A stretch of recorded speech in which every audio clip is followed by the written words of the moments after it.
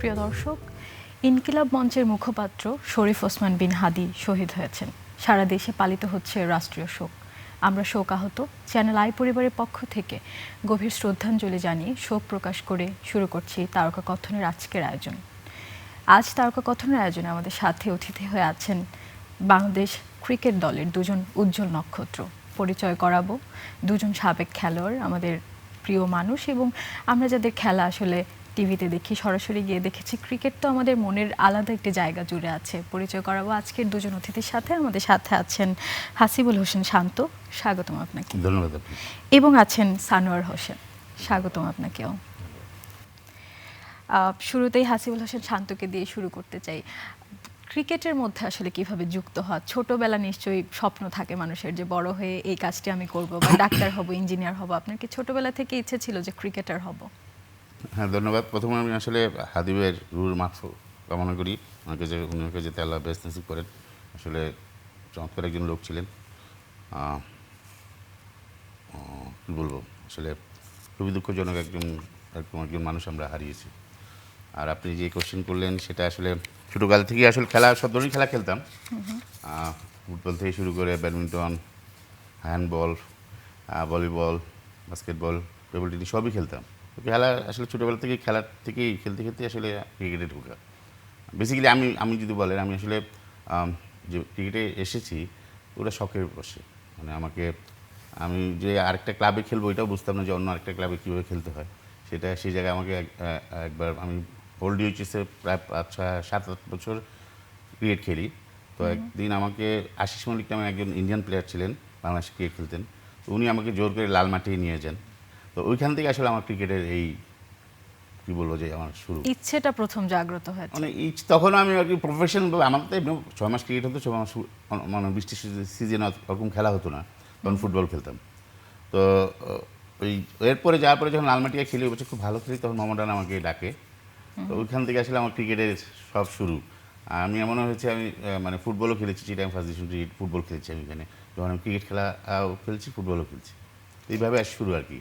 তবে একটা কথা তো প্রচলিত আছে, বা মানুষ ধরে নেয় যে যিনি ক্রিকেট পারেন তিনি হয়তো ফুটবলে অত বেশি ভালো হন না। এটা কি আপনার ক্ষেত্রে সত্য? মানে ওই সময় সবই খেলতাম। আমি ব্যাডমিন্টনও প্রচুর খেলেছি। ব্যাডমিন্টন আমি বাংলাদেশের অনেক জায়গায় যে খেলেছি। তো টেবিল টেনিসও ভালো খেলতাম। পড়াশোনায় কম ভালো ছিলাম, বাট খেলায় খুব প্রচণ্ড ভালো ছিলাম।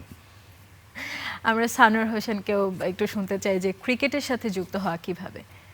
প্রথমেই বলতে চাই যে আজকে রাষ্ট্রীয় শোক দিবস। ওসমান হাদির মৃত্যুতে পুরো দেশ শোকাহত।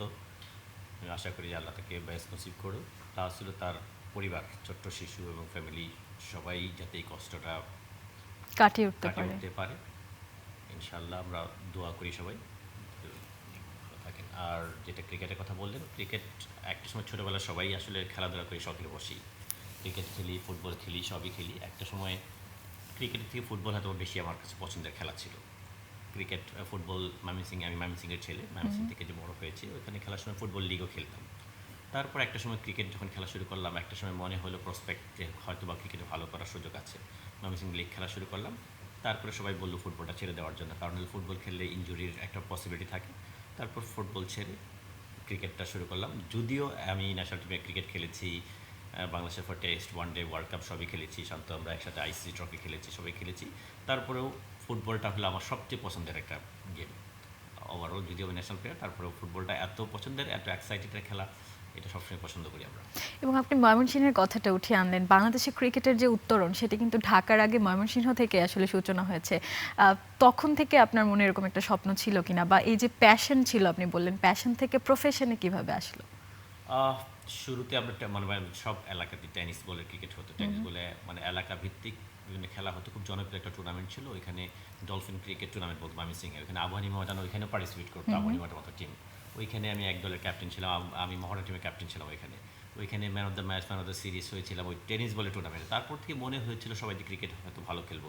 তারপর আগে একটা মানে খুব জনপ্রিয় ক্রিকেট টুর্নামেন্ট ছিল, যেটা হলো নির্মাণ স্কুল ক্রিকেট টুর্নামেন্ট, যেটা বাংলাদেশে অনেক স্টার প্লেয়াররা ওই ক্রিকেট টুর্নামেন্টের মাধ্যমে বের হয়ে আসছে। আমি স্কুলের মাধ্যমে কিন্তু শুরু করি। স্কুলে ভালো খেলার সুবাদে ময়মনসিংহ লিগ খেলি, ওইখানে ভালো করার পরে ঢাকায় আসি। একদম ধাপে ধাপে। বাহ। আমরা যদি আবার একটু শান্ত ভাইয়ের কাছে শুনতে চাই, কোন ক্লাবের হয়ে আসলে খেলা শুরু করেছিলেন প্রথমে? ক্লাবের কথাটা বলছিলেন। Old UHS club. এটা তখন আসলে আমরা এলাকার মানে পাড়ার বড় ভাইরা ছিল, সাথে এখানে আরাফাত রহমানও ছিলেন, কোকো ভাই যিনি মারা গিয়েছেন, উনি উদ্যোগে আসলে একটা টিম আমরা তৈরি করি ওল্ড এইচএস নামে। তো এখান থেকে আমাদের কোয়ালিফাইং রাউন্ড খেলি আমরা।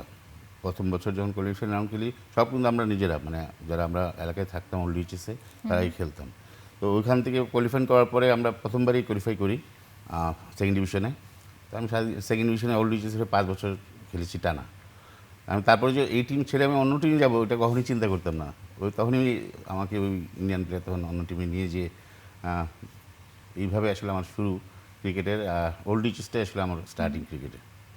এবং আপনি আসলে বাংলাদেশ জাতীয় ক্রিকেট দলে কিন্তু জনপ্রিয় ফাস্ট বোলার, আমরা আপনাকে ফাস্ট বোলার বলে চিনি। আপনার কি দেশে বা দেশের বাইরে এরকম কোনো ফাস্ট বোলার আছে যাকে আপনি অনুকরণ করেন বা আপনার ইন্সপায়ারেশন হয়ে কাজ করেছে?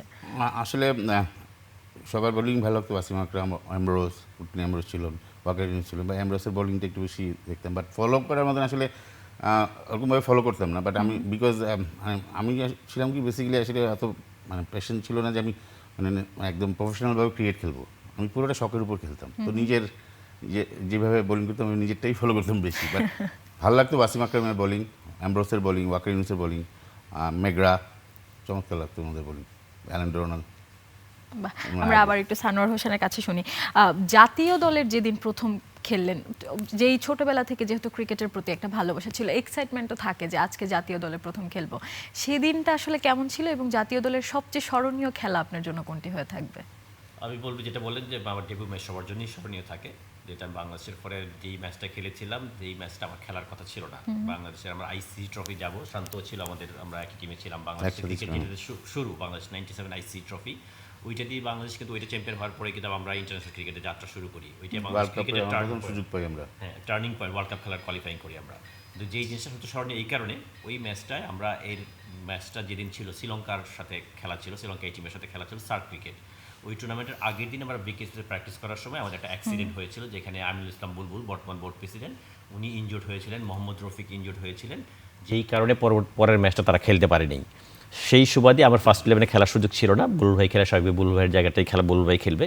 ওই বুলুল ভাইয়ের জায়গায় আমি ব্যাটিং করেছিলাম এবং ওই ফার্স্ট ম্যাচে ডেবিউ ম্যাচে 73 করেছিলাম। আকরাম ভাইয়ের সাথে একটা বড় পার্টনারশিপ হয়েছিল, 73 করেছিলাম। ওইটা ডেফিনেটলি ওপেনিং ম্যাচটা সবার জন্য স্মরণীয় থাকে, ওই ম্যাচটা অবশ্যই আমার জন্য স্মরণীয় একটা ম্যাচ। প্রথমত তো সেই ম্যাচটাই ছিল একটি স্মরণীয় ম্যাচ, এরপর আবার আপনার এত কোইন্সিডেন্সের মাঝখানে সেখানে যুক্ত জি জি হওয়া, জি, পরিস্থিতির কারণেই আমাদের ওই ম্যাচটা খেলা হয়েছিল স্বাভাবিকভাবেই। একদম। আমরা হাসিবুল হোসেন শান্তর কাছে আবারও শুনবো। 1999-তে আইসিসি চ্যাম্পিয়নশিপের খেলায় আপনি দৌড়ে রান নিয়েছেন, আপনার নামটা মাথায় আসলে আসলে 1997 সেই সেটা 97 আইসি ট্রফি যেটা আর কি। ওয়ার্ল্ড কাপ 97, করেছি দুঃখিত। 1999। আপনার কথাটা আসলেই কিন্তু সবাই সেই কথাটাই আসলে আমরা মনে করি, বা তরুণ যারা আপনাকে চেনে, সেই সময় আসলে আপনার অনুভূতিটা কেমন ছিল বা কেমন লাগছিল এই যে দৌড়ে রান নেওয়া বা একটা অন্যরকম কাজ করা? আসলে মাঠে থাকলে টেনশনটা কম থাকে, যারা বাইরে থেকে সানোর বাইরে ছিলেন খুব টেনশনে ছিলেন দেখছিলাম। তো মানে অতটা টেনশন ছিল না, বাট এত বিশ্বাস ছিল যে মানে পাইলটের সাথে আমার কথা হয়েছিল যে যেভাবে হোক আউট হবো না। তো সেটাই মানে আউট হয়নি। আপনার লেগ সাইডে বল ছিল, আস্তে করে লেগ সাইডে পাতে বল লেগে চলে যায়, রান নিয়ে নিই। আসলে খেলাটা আসলে সবাই মানে আইসিসিতে সবাই যেদিন খেলেছেন সবাই ভালো খেলেছেন, যার ধরুন আসলে বাংলাদেশ ক্রিকেট আমি বলবো বর্তমানে এই অবস্থায় আছেন। অনুভূতি আসলে এক বলে এখন আর ওইভাবে চিন্তা করলে আসলে একটু না, গুজবাম হয়। ওইটা যদিও এক রান, কিন্তু ওইটার অ্যাচিভমেন্টটা কিন্তু অনেক বিশাল বড় ছিল। বাংলাদেশ যে বর্তমান প্ল্যাটফর্ম, ক্রিকেট যে প্ল্যাটফর্মের উপর দাঁড়িয়ে আছে, এটা কিন্তু ওই এক রানের গুরুত্বটা অনেক বেশি। কারণ ওইটা কোয়ালিফাইং না করতে পারলে বাংলাদেশ ক্রিকেট ইন্টারন্যাশনালি কাউকে এক্সপোজার পেতাম, ওটা কিন্তু আমাদের হয়তো আর অনেক সময় লাগতে পারতো। ওই এক রানের গুরুত্বটা কিন্তু অনেক বেশি ছিল। আর ওই খেলার তখন তো আর এত বেশি জনপ্রিয় ছিল না ক্রিকেটটা, যে আপনি টিভিতে লাইভ দেখবেন বা তো এরকম ছিল না। কিন্তু ওইখানে যারা ছিল, মানে মালয়েশিয়া ওই মাঠে ওরা আমাদের বাংলাদেশি যারা ওইখানে ওয়ার্কার ছিল বা যারা এখানে কাজ করে, ওইখানে অনেক লোকজন ছিল, পুরো স্টেডিয়াম ভর্তি বাংলাদেশের মানুষ ছিল। তাদের যে অবদান, তাদের যে সাপোর্ট, ওইটা কিন্তু একটা বিশাল ব্যাপার ছিল। যারা ওই সময়টা দেখে নাই বা ওইটা ফিল করা ডিফিকাল্ট। অনেকে হয়তো কাজ ছেড়ে দুই খেলাটা হয়েছিল, দুই দিনে খেলাটা কমপ্লিট হয়েছিল। কেনিয়ার সাথে বৃষ্টির কারণে 2 দিনে খেলাটা গড়িয়েছিল শেষ হইতে, ওয়ানডে ম্যাচ 2 দিনে শেষ হয়েছে।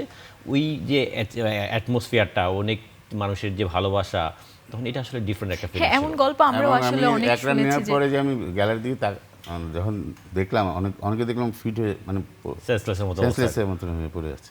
কতটুকু আসলে তারা ধারণ করে হৃদয়ে, এবং আমরাও ছোট থেকে আসলে এমন গল্প শুনে বড় হয়েছি যে টিকিট পাওয়ার জন্য আসলে কত সিরিয়াল ধরে অনেক কষ্ট করে টিকিট পাওয়া যেত, তখন খেলা দেখতে যেত। তখন এখন যে আসলে আমরা টেলিভিশনে দেখতে পারি, আপনি লাইভ প্রোগ্রামের কথা বলেন, আমাদের চ্যানেল আর ওটিটি প্ল্যাটফর্ম আইস্ক্রিনেও বাংলা ধারাভাষ্য সহ এখন আমরা বিভিন্ন খেলা দেখতে পাই।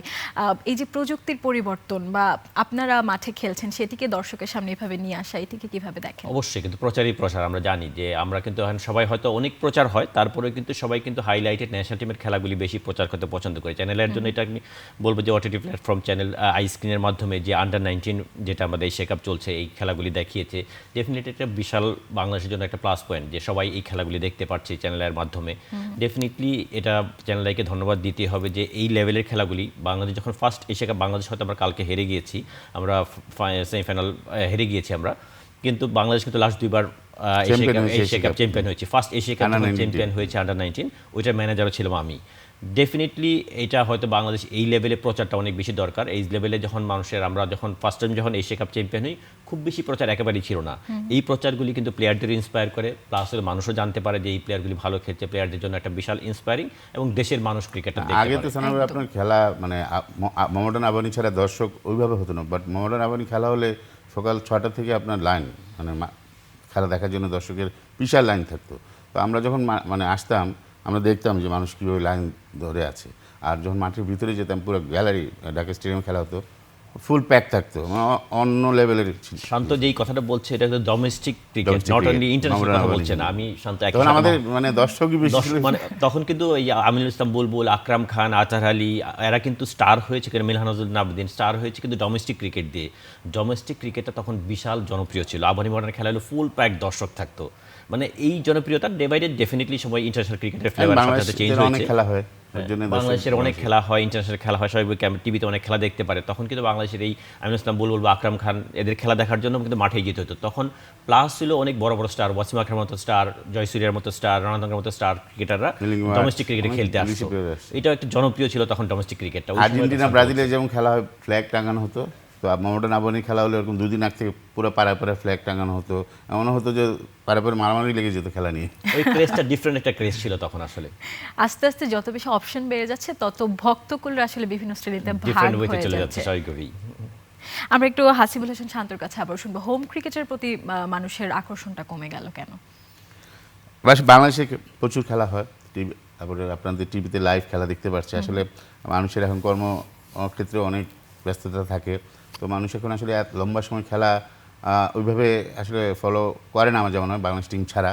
তো সেই কারণে হয়তো বা একটু ঘরোয়া ক্রিকেটটা দিকে মানুষের নজর কম চলে আসছে। বাট বিপিএলে মোটামুটি দর্শক হয়। তো আমার মনে হয় যে টি-20 ফরম্যাট আসার পরে আমাদের যে ওয়ানডে ক্রিকেটটা হয়, যে লিগটা হয়, সেখানে মানুষ মানে একদমই দর্শকের সংখ্যা জিরো। সো সেই জায়গায় আসলে মনে হয় যে কিছু চিন্তাভাবনা ব্যাপারটা আমার একটু অ্যাড করি। যে জিনিসটা হলো, দেখেন সব স্পোর্টসই দেখেন, মানে ক্রিকেট ক্রেজ বা ফুটবল ক্রেজ যেটাই বলেন, তৈরি করার জন্য কিছু প্লেয়ারের অবদান থাকে। দেখুন আপনি মেসির মতো প্লেয়ার, ম্যারাডোনার মতো প্লেয়ার, কিন্তু ক্রেজটা কিন্তু সব দিকে তৈরি করে। বাংলাদেশেও কিন্তু একটা সময় এই সাকিব, মুশফিক, তামিমরা কিন্তু বাংলাদেশের প্লেয়ারদের ক্রেজটা তৈরি করেছে, স্পোর্টসের ক্রেজটা তৈরি করেছে। আমরা সময়ের সাথে কিছু পারফরমেন্সের একটা ফ্যাক্টর হয়, যখন আপনি ভালো পারফরমেন্স করেন দর্শকরা মাঠে আসে। আপনার টিমে যখন অনেক স্টার থাকে তখন ওরাও কিন্তু দর্শক মানে এনকারেজ করতে সহায়তা করে। এখন মনে হয় সাকিব, মুশফিক, তামিম এরা দলের সাথে আস্তে আস্তে সরে যাচ্ছে। নতুন প্লেয়ারদের দায়িত্ব এরকম স্টার ভ্যালুটা তৈরি করা। সাকিবের যে স্টার ভ্যালুটা, এটা কিন্তু আমরা এখন ওই ধরনের স্টার ভ্যালু তৈরি করতে পারিনি। সেই মতো আমাদের পারফরমেন্স একটা বড় ফ্যাক্টর। আমরা কিন্তু একটা সময় ছিল ওয়ানডে ক্রিকেট আমরা অসাধারণ পারফর্ম করতাম, এই রিসেন্ট পাস্টে কিন্তু ওই পারফরমেন্সটা করতে পারছি না। এইটাও একটা ফ্যাক্টর। পারফরমেন্সের সাথে ডেফিনেটলি আমাদের ইয়াং ক্রিকেটাররা উঠে আসছে, এরা এই গ্যাপটা যত তাড়াতাড়ি ফিল আপ করতে পারবে, আমি ডেফিনেটলি আবার বাংলাদেশ। একদম, খেলোয়াড়দের দায়বদ্ধতা যেমন আছে তেমনি দর্শকদেরও কিছু দায়িত্ব আছে। আমরা হাসিবুল হাসান শান্তর কাছে শুনছিলাম যে বিভিন্ন ফরম্যাটের কথা। আপনাকে আসলে ব্যক্তিগতভাবে কোন ফরম্যাট বেশি টানে, টি-20 নাকি টেস্ট নাকি হচ্ছে ওয়ানডে ম্যাচ? না, সত্যি কথা বলতে যে খেলার মজা কিন্তু টেস্টে, বাট আমরা আসলে ওয়ানডে দিয়ে শুরু করেছি, ওয়ানডে বেশি খেলেছি, সো ওয়ানডেটাই আমাদের কাছে ভালো লাগে। বাট টি-20টা আসলে এখন বর্তমানে যেটা বললাম, মানুষ অল্প সময়ের মধ্যে খেলায় রেজাল্ট দেখতে চায় বা অল্প সময়ের মধ্যে খেলা দেখে একটা আনন্দ নিতে চায়। তো টি-20টা আসলে বেসিক্যালি যদি আমাদের বলেন, আমি ওইভাবে পছন্দ না, বাট ওয়ানডে টেস্টে যদি বলেন, আমি ওয়ানডেটাকে প্রেফার দেবো বেশি। আমরা সানোয়ার হোসেনের কাছে শুনবো আপনার এমন একটি ম্যাচ যে কোনো দলের বিরুদ্ধে খেলেছেন, সেটি মনে গেঁথে আছে বা সবসময় মনে রাখবেন, এমন একটি ম্যাচের কথা শুনতে চাই। আমাদের যদি বলতে হয় তাহলে আমরা মনে হয় যে শান্তগুলো টেস্ট ক্রিকেটটা মানে আমার বাংলাদেশ কিন্তু আমরা মানে স্ট্যাটাস পেয়েছি 2000-এ। আমাদের 2000-এর পরে আমরা ফার্স্ট অস্ট্রেলিয়া সিরিজে গিয়েছিলাম। ওইটা তখন আমাকে বলতো যে অস্ট্রেলিয়ান অনেক সাংবাদিক মিডিয়া বলছিল যে বাংলাদেশ হয়তো একদিনে হেরে যাবে, কারণ আমরা একেবারেই নবীন টেস্ট ক্রিকেটে, আমরা আসলে অত ভালো ক্রিকেট খেলতাম না। তখন ওই সময় আমরা কিন্তু অস্ট্রেলিয়ার এগেনস্টে খুব ভালো একটা সিরিজ শুরু করেছিলাম, যেটার মধ্যে আমি খেলার সুযোগ হয়েছিল। যেই ম্যাচে আমি 46 করেছিলাম, খুব বড় রান না, কিন্তু ওই সময়ের প্রেক্ষাপট ওই সিচুয়েশনে 46 রান করেছিলাম। এবং রান করেছিলাম ব্রেটলির এগেনস্টে। আমি ব্রেটলির ফার্স্ট থার্ড বলে আমার শোল্ডারে লেগেছিল, ইনজুর্ড হয়েছিলাম। তারপরেও ব্যাটিং করেছি, 46 করেছিলাম, 8টা 4 মেরেছিলাম, 8টাই ব্রেটলির এগেনস্টে। তারপর আবার বোলিং করে রিকি পন্টিংয়ে হাইডেন উইকেট পেয়েছিলাম। ডেফিনেটলি হয়তো এটা বড় সাকসেস না সময়ের প্রেক্ষাপটে, ওইটা ডেফিনেটলি আমার কাছে। এবং যখন আসলে মাঠে এমন ঘটনাগুলো ঘটে যেগুলো অপ্রত্যাশিত বা ইনজুর হয়ে যায়, তখন আসলে সেটাকে সামলে নিয়ে সাহসটা বজায় রাখেন কিভাবে? একটা হলো যে কিছু কিছু সিরিয়াস ইনজুরি আছে, হেড ইনজুরি, ওইগুলি নিয়ে সাহস দেখানোর সুযোগ থাকে না বর্তমান প্রেক্ষাপটে, ওইটা হয়তো সিরিয়াস ম্যাটার হয়ে দাঁড়ায়। যেরকম মাসলে বা এরকম জায়গায় কোনো কিছু লাগলে ওইটা হয়তো ওই মেন্টাল স্ট্রেংথটা অনেক বড় ব্যাপার। ওইটা হয়তো এই পর্যন্ত আমার পরবর্তীতে যেহেতু এরকম একবার ডিরেক্ট বল লেগেছিল, এই পর্যন্ত ব্লাডটা এই পর্যন্ত চলে আসছিল, হ্যাঁ। কিন্তু মেন্টাল স্ট্রেংথ ওইটা হয়তো খেলেছি। তারপরেও ওই পারফরমেন্সটা যখন খেলার পরে যখন কিছুটা হলেও বেটার পারফরমেন্স করতে পারেন, ওইটা আপনাকে এনকারেজ করে আরও বেশি। আমরা হাসিবুল হোসেন শান্তর কাছে আবার শুনবো রান নেওয়া নিয়ে যে ব্যাপারটি শুনছিলাম, যে দৌড়ে রান নেয়, এখন তো রান হতেও পারে আবার আউটও হয়ে যেতে পারে, বা এরকম অনেক অনেক মোমেন্ট থাকে যখন আসলে রিস্কটা নিতে হয়, তখন এই যে দ্রুত সিদ্ধান্ত নেওয়াটা তখন মাথায় কি কাজ করে, কিভাবে সিদ্ধান্তটা নেন? ডিপেন্ড করে সিচুয়েশনের উপরে। আসলে ফিল্ডার দেখতে হয়, বলটা কোন পজিশন আছে, আপনার পার্টনার যে তার সাথে আপনার আন্ডারস্ট্যান্ডিং কেমন। তো রান আউটটা আসলে বেসিক্যালি মিসআন্ডারস্ট্যান্ডিংয়ের জন্যই বেশি হয়। আর কোনো কোনো সময় দেখা যায় যে এক্সট্রা অর্ডিনারি থ্রো হয়ে যায়, ডাইরেক্ট থ্রো হয়ে যায়। সেক্ষেত্রে অনেক সময় যেটা 2 রান ইজিলি হয়, ডাইরেক্ট থ্রোর ক্ষেত্রে দেখা যায় যে অনেক সময় আউট হয়ে যাচ্ছে। তো রান আউটটা আসলে সম্পূর্ণটা ডিপেন্ড করে আপনার কমিউনিকেশনের উপর, বা এবং বল কোথায় যাচ্ছে, কার হাতে যাচ্ছে, কোন ফিল্ডারটা ভালো, এগুলো ওই সময় সব যারা খেলেন তারা ওই সময় তাদের খেয়াল করতে হয় যে এই ফিল্ডারের কাছে গেলে আমি 2 রান নিব না 1 রান নিব। তো অনেক ফ্যাক্টর আছে আসলে। আসলে স্পোর্টসটা এমন ফ্র্যাকশন অফ সেকেন্ডে আপনার ডিসিশন নিতে হয়। ডিসিশন মেকিংটা আসলে আপনি হয়তো আমরা দেখছি মাঠে ডিসিশন নিতে, শর্ট বলে পুল করবে নাকি ড্রাইভ করবে, ফ্র্যাকশন অফ সেকেন্ডের ডিসিশন তো ইনস্ট্যান্ট ওইটা দেখে হয় না। আসলে যে প্র্যাকটিস করে মানুষের যে হ্যাবিট হয়, হার্ড ডিস্কে যে জিনিসটা মানুষের মাসল মেমোরি বলেন বা বলেন সব কিছু চলে যায়, তখন ওইখান থেকে আপনাকে সিগন্যাল দিবে এই বলটাকে আপনি ড্রাইভ করবেন নাকি পুল করবেন, ফ্র্যাকশন সেভেন। এটা আপনার যত হ্যাবিট, যত ভালোভাবে প্র্যাকটিস করবেন, প্রিপারেশন নেবেন, ওই মাসল মেমোরি বা ব্রেন থেকে মাইন্ড সেট আপ থাকে, ওইখান থেকে আপনাকে সিগন্যাল দিবে যে এটা রান হবে কি হবে না, বা আপনি এটা কি শর্ট বল পুল করবেন না ড্রাইভ করবেন, অটোমেটিক যে সিগন্যাল নার্ভ সিস্টেমটা আসলে অটো কাজ করে, তখন সিদ্ধান্ত নেওয়ার সুযোগ থাকে। প্রিপারেশনটা যেভাবে আপনি করে আসছেন, মানে দিনের পর দিন আপনাকে ওইটা হ্যাবিটে তৈরি হয়ে যাচ্ছে, ওইটাই কিন্তু আপনাকে কাজ করবে ওইখানে। বাট রান আউটের ক্ষেত্রে অনেক টিমের অনেক ফিল্ডার থাকে, অনেক মানে কেউ স্লো থাকে, কেউ ফাস্ট থাকে, ওই ডিসিশন মেকিংটা ইম্পর্টেন্ট। সেগুলো আর কি যারা ব্যাটিংয়ে থাকেন তাদের ডিসাইড করতে হয়। এই যে সবকিছু প্র্যাকটিস বা সিদ্ধান্ত নেওয়া বা সবকিছু মিলে বাংলাদেশের ক্রিকেট এখন কোন জায়গায় আছে? আসলে সত্যি কথা বলতে টেস্টে বর্তমানে বাংলাদেশ টিম আমি মনে করি যে বেশ ভালো অবস্থায় আছে। টেস্ট টিমটা চমৎকার টিম খেলছে, এবং ওয়ানডে যদি বলি, ওয়ানডে অনেক দিন আমরা খেলছি না, সামনে আমাদের ওয়ানডে সিরিজ আছে। সো আমার মনে হচ্ছে ওয়ানডেতে আমরা আমাদের একটু হলেও ব্যাকফুটে আছি বর্তমানে। আর টি-20 আসলে এই খেলাতে আমি কোনটা খারাপ দল কোনটা ভালো দল বলা ভেরি ডিফিকাল্ট। যেদিন টি-20 যেদিন যে ভালো করবে সেদিন সে জিতার চান্স বেশি থাকবে।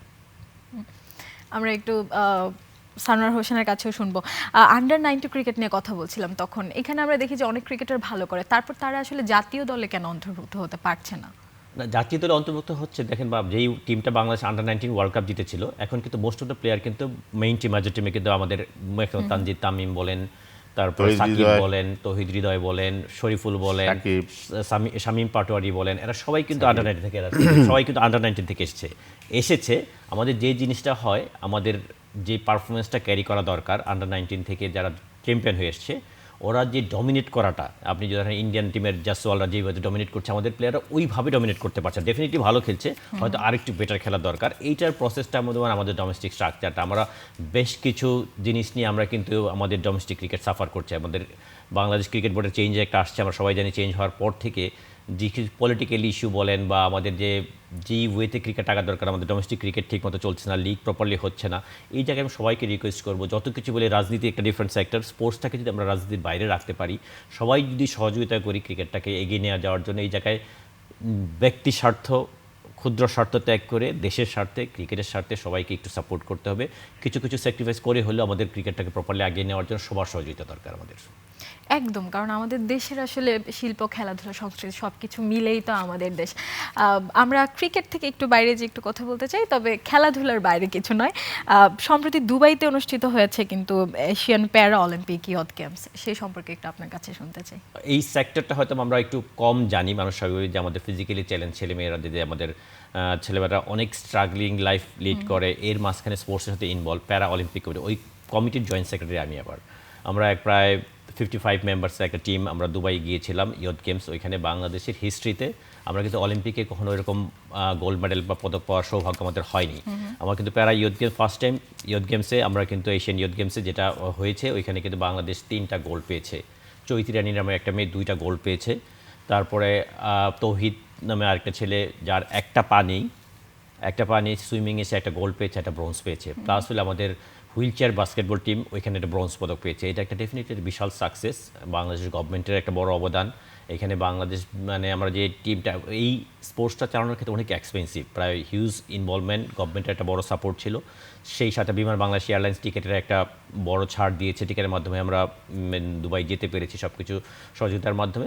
ডেফিনেটলি বাংলাদেশ যদি আমরা অ্যাবেল বডি যারা আছে তাদের জন্য যেইভাবে সাপোর্ট করা হয়, এদের যদি 50% সাপোর্ট যদি আমরা যদি ফিজিক্যালি চ্যালেঞ্জ ছেলেমেয়েদের যদি করতে পারি, ডেফিনেটলি বাংলাদেশের জন্য বড় সাকসেস আনার অ্যাবিলিটি আছে। খুব অল্প সময়ের প্রশিক্ষণের মাধ্যমে তারা গিয়েছিল, আমরা যদি দীর্ঘমেয়াদী প্রশিক্ষণ দিয়ে এদেরকে নিয়ে যেতে পারি বিভিন্ন ইভেন্টে, বাংলাদেশের জন্য অনেক সাকসেস তবে পাওয়ার সুযোগ অলরেডিও আছে। কিন্তু আমরা বলতে পারি যে এটাও একটা বিশাল সফলতা। বিশাল সফলতা অবশ্যই, যেটা পেয়েছে এটা বিশাল সফলতা পেয়েছে। বাংলাদেশের হিস্ট্রিতে কখনো এত বড় সাকসেস এই লেভেলে আমরা পাই নাই প্যারা অলিম্পিকে। প্লাস হলো আমরা কিন্তু বাংলাদেশ ক্রিকেট বোর্ড আমাকে একটা অপরচুনিটি দিয়েছে, যেটা ফিজিক্যালি চ্যালেঞ্জ, এটা ক্রিকেটের একটা সেক্টর আছে কিন্তু বাংলাদেশে। ডিসেবল প্লেয়ার ভালো রেজাল্ট করে, এবং ব্লাইন্ড যারা ক্রিকেট খেলছে, ব্লাইন্ড আছে, হুইল চেয়ার ক্রিকেট আছে, ক্রিকেট খেলে বাংলাদেশ, ওরা অনেক ভালো ক্রিকেট খেলে, ইন্টারন্যাশনালি সাকসেস পাওয়ার সুযোগ আছে। ওই কমিটিরও আমি মেম্বার সেক্রেটারি হয়েছি, যেটা হয়তো বা এদের মাধ্যমে ক্রিকেট বোর্ড, যেটা আকরাম ভাই আগে ডিরেক্টর ছিলেন, এখন জুলফিকার সাহেব ক্রিকেট বোর্ডের ডাইরেক্টর হয়েছেন। এই ফিজিক্যালি চ্যালেঞ্জ আমাদের সামনে কিছু পরিকল্পনা আছে, ডেফিনেটলি এই সেক্টরেও কাজ করা অনেক অপরচুনিটি আছে এবং এই বাংলাদেশে। সবকিছু আরো সুদূর প্রসারী হবে, সেটি আমাদের প্রত্যাশা। আমরা হাসিবুল হাসান শান্তর কাছে আবারও শুনবো। আপনি একজন সফল বোলার, এখন আপনাকে আমরা যেভাবে চিনি বা পছন্দ করি, একজন হাসিবুল হাসান শান্ত পেতে হলে আমাদের কি করা উচিত, বা ক্রিকেট বোর্ডের কি করা উচিত, বা তরুণ প্রজন্মের আসলে কিভাবে তৈরি হওয়া উচিত? না, আপনি যদি দেখেন বাংলাদেশ ক্রিকেটে পেস বোলিংয়ের সেক্টরটা কিন্তু চমৎকারভাবে গড়ে উঠছে, সামনে আরও কিছু বলার আসে। বাট আমার কাছে মনে হয় যে যারা ইয়াং জেনারেশন আছেন তাদের নিজেদের কিছু মানে পেস বোলার আসলে লম্বা সময় খেলতে হলে, এখন যে ধরনের ক্রিকেট হয় বাংলাদেশে, অনেক ক্রিকেট হয়, ওয়ানডে হয়, T20 হয়, 4 ডে ক্রিকেট হয়, লঙ্গা ভার্সন যেটাকে বলি। তো সেই ক্ষেত্রে যারা পেস বোলার, ইয়াং জেনারেশন যারা আছে, তাদেরকে নিজেদের এক্সট্রা ফিটনেস ট্রেনিং থাকা খুবই দরকার। শুধু টিমের সাথে ট্রেনিং করলে হবে না। যদি আপনি উপরে আসতে চান, একটা বলার যদি ভালো লেভেলে ক্রিকেট খেলতে চায়, তাকে তার ফিটনেসটা ধরে রাখার জন্য ইন্ডিভিজুয়াল কিছু কাজ আছে, সেগুলো অবশ্যই করতে হবে। এবং দেখা যায় যে সোশ্যাল মিডিয়ার কারণে অনেক সময় ট্র্যাক থেকে বেরিয়ে চলে যায়। এরকম অনেক বলার আছে যে ভালো বোলিং ছিল, বাট সোশ্যাল মিডিয়ার কারণে তার মনোযোগ সরে গিয়েছে, তারপরে সে আর খেলতে পারেনি, ইনজুরি চলে আসে। তো এখান থেকে স্যাক্রিফাইস করতে হবে। সেগুলো আসলে আপনাকে উপরে লেভেলে যেতে হলে আপনার এই ইয়াং জেনারেশন যারা আছেন তাদেরকে অনেক কিছু স্যাক্রিফাইস করতে হবে। কারণ এখন যে যোগ, আপনার অনেক ধরনের চোখের সামনে অনেক কিছু ঘুরে, তো ওই জিনিসগুলি বন্ধুবান্ধব বলেন, সোশ্যাল মিডিয়া বলেন, এগুলোর থেকে স্যাক্রিফাইস যদি করতে পারেন নিজেকে, তাহলে অবশ্যই সামনের ফিউচার পেস বোলারদের অনেক সুযোগ সুবিধা আসবে। আমার শান্ত যে কথাটা বলতে যাচ্ছে, আমার মনে হয় যে এরকম জিনিসটা প্লেয়ারদের অনেক বেশি dedicated, hard work plus discipline life, এই তিনটার সমন্বয় না হলে, কারণ হলো ফাস্ট বোলিংটাকে তো অনেক হার্ড ওয়ার্কিং জব।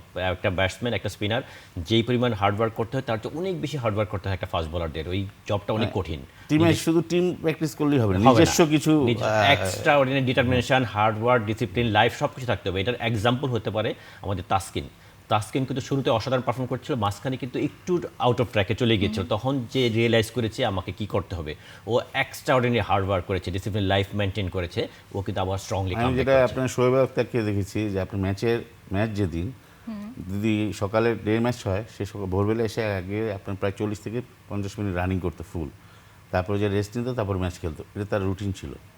রাতে খেলা শেষে তারপর যে আবার রাতে তার কিছু ফিজিক্যাল নিজস্ব কিছু জিম টিম এগুলো করতো। তো এইগুলো আসলে আমরা আমাদের পেস বোলার যারা আছে বর্তমানে তারা কিন্তু এই জিনিসগুলি খুব কম করে, বিশেষ করে লম্বা রানিংয়ের যে ক্ষেত্রে সেই জায়গায় তারা অনেক পিছিয়ে আছে। আমরা বোলিংয়ের কথা শুনলাম, সানোয়ার হোসেনের মতো ব্যাটসম্যান পেতে হলে কি করতে হবে? সব ক্ষেত্রে মানে আমি কোনো কিছুতে কিন্তু শর্টকাট কোনো রাস্তা নেই। বাংলাদেশের প্রেক্ষাপটে যদি আপনি ভালো করতে চান, এখন ক্রিকেটটাকে তো বাংলাদেশে অনেক জনপ্রিয় এবং এটা আপনি ক্যারিয়ার হিসেবে নেওয়ার অপরচুনিটি আছে।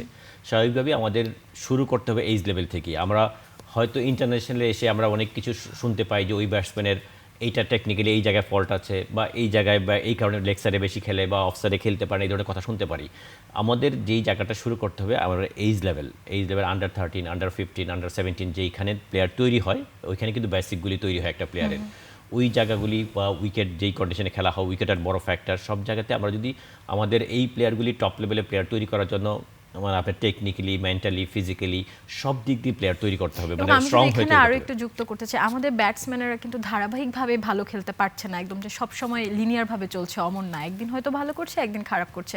সেই জায়গায় আসলে ব্যাটসম্যানদের কনফিডেন্স লেভেলটা বাড়ানো যায় কিভাবে? এইটার কারণটা আমার মনে হয় অবশ্যই যেখানে অনেক এক্সপার্টরা কাজ করে টিমের সাথে, আমার মনে হয় যে এটা হলো যে ইন্টারন্যাশনাল লেভেলে তো আমাদের কিছু কিছু প্লেয়ার দেখবেন এসে বেশ কিছু ভালো পারফর্ম করছে, সময় যাচ্ছে সাথে সাথে কিন্তু ওই প্লেয়ারগুলো ওইভাবে ধারাবাহিক পারফর্ম করতে পারছে না। কারণ ইন্টারন্যাশনালি এখন যেটা দেখবেন কম্পিউটার অ্যানালাইসিসটা একটা বড় ভূমিকা পালন করে। স্বাভাবিকভাবে অপোনেন্ট টিমের প্লেয়ারদের কার স্ট্রং পয়েন্ট কোন জায়গায়, উইক পয়েন্ট কোন জায়গায়, ওইটা কিন্তু ওয়ার্কআউট করে। যখন দেখে যে একটা প্লেয়ার এই দিক দিয়ে ভালো খেলে অনেক বেশি রান করছে, তখন কিন্তু ওই জায়গাটা অফ করতে পারে। যখন আপনি যদি টেকনিক্যালি ফুললি সাউন্ড না হন, যে দেখা গেলে আপনার এই জায়গাটা উইক পয়েন্ট, আপনাকে ওই জায়গাতেই বোলিং করবে ওরা। এই জন্য আপনাকে এই টপ লেভেলে খেলার জন্য আপনাকে ফুললি টেকনিক্যালি সাউন্ড হইতে হবে, মেন্টালি স্ট্রং হইতে হবে, ফিজিক্যালি স্ট্রং হইতে হবে, সব কিছু বিল্ড আপ হয়ে একবার ইন্টারন্যাশনাল যেতে হবে।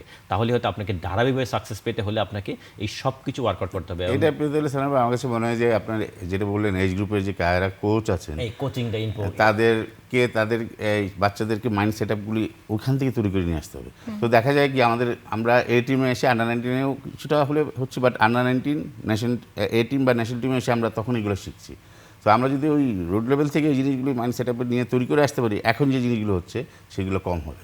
যেগুলি যে সায়েন্স যেটা বললো যে আমাদের আগে এগুলি স্পোর্টস যে সায়েন্সের সাথে এত বেশি ইনভলভ হয়েছে, সাইকোলজি মানে সায়েন্স এগুলি এত সাইকিয়াট্রিস্টদের ভূমিকা তো আছে, Psychiatrist এছাড়াও ভূমিকা আছে, science এর দর্শকরা ভূমিকা আছে, আসলে sports কিভাবে science ইন্সপায়ার involvement। করবে সেটাও গুরুত্বপূর্ণ। এই কোচের সব ফ্যাক্টরটা এখানে ভেরি ইম্পর্টেন্ট আমার কাছে মনে হয়। যেই কোচরা কোচিং করাচ্ছে উনাদের আগে এডুকেটেড করতে হবে। একদম। যারা আন্ডার 13, আন্ডার 15 এই সবচেয়ে ইম্পর্টেন্ট জায়গায় কোচিং করাচ্ছে, উনাদের যত লেভেল 1, লেভেল 2, হাই লেভেলের কোচিং এইগুলি করিয়ে তাদেরকে এমনভাবে এক্সপার্ট তৈরি করতে হবে তারা যাতে ওই স্টুডেন্টটাকে ওইভাবে প্রিপেয়ার করে ওই টপ লেভেলে পাঠাতে পারে। আমরা হাসিবুল হাসান শান্তর কাছে আবারও যাব। খেলাধুলার বাইরে নিজের অবসর সময়ে কি করেন বা পরিবারকে কিভাবে সময় দেন? খেলার অবসর সময় আসলে মানে টাইমটা খুবই কম পাই, ফ্যামিলি নিয়েই থাকি। হয়তো দেখা যায় যে কোনো জায়গায় খেতে যাচ্ছি, বেরোচ্ছি, ঘোরাচ্ছি, কোনো রিসোর্টে থাকছি। যে এছাড়া আসলে তেমন বন্ধু বান্ধব খুবই কম, অল্প বন্ধু বান্ধব মাঝে মাঝে দেখা করি। এছাড়া ম্যাক্সিমাম টাইম এখন বর্তমানে যে অবস্থায় আছি বেশিরভাগ খেলাতেই সময় চলে যাচ্ছে। তো এই মনে হয় যে বিপিএল শুরু হবে, এই সময় আবার ভিজিয়ে যাবো। এতদিন এনসিএল ছিল, আয়ারল্যান্ডের খেলা ছিল, ওয়েস্ট ইন্ডিজের খেলা ছিল, তো ওই সময়টা আসলে অনেক বিজি টাইম যায়।